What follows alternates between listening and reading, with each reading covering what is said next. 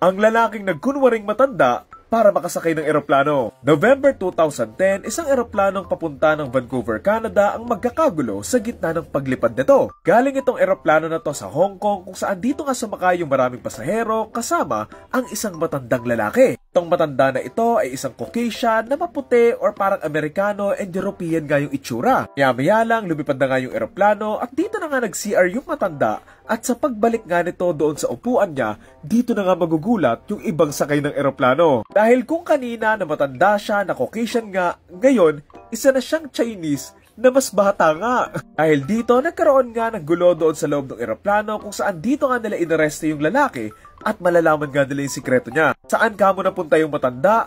Siya din kasi yun, and habang nasa CR nga siya, tinanggal niya yung suot niyang maskara. Siguro akala niya wala nang makakapansin at siguro mainit nga din suotin yung maskara kaya tinanggal nga niya na isang malaking pagkakamali. Ito nga nila malalaman na nagsuot lang pala siya ng isang sobrang realistic na Hollywood-grade prosthetic mask na tinatawag na The Elder na gawa nga ng kumpanyang SPFX Mask. Benta ito sa malaking halaga at sa sobrang realistic nga ng mga maskarang ito, ginagamit nga ito para makapanloko. Kakahalaga to ng $1,259 or mahigit 72,000 pesos. So alam mo yun, kung bibili ka niyan, dapat desidido ka sa paggagamitan mo. Tawa lang talaga ako nung nabalitaan ko tong balita na to kasi ini-imagine ko yung lalaking to nung nasa CR siya, nung tinanggal niya, siguro iniisip niya, mala Tom Cruise siya sa Mission Impossible eh. Ayon sa Canada Border Services Agency, nakalusot lang daw talaga tong lalaki na to kasi wala lang daw talaga nakapangsin na nakamaskara nga siya. Realize nga lang nila doon sa gitna nga ng flight nung may nakapansin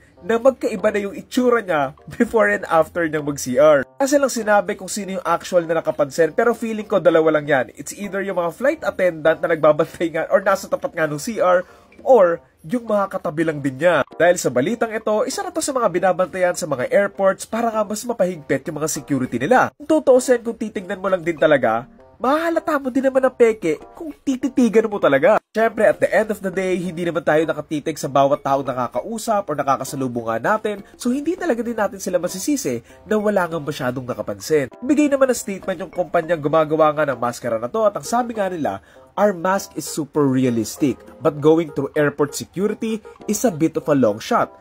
I would have never guessed. Kung ako sa kanila, gagamitin ko tong balitang to pang-promote ng mga produkto nila eh. Ang nakakatawa at medyo concerning lang din talaga sa balitang ito dahil hindi lang to first time na nangyari.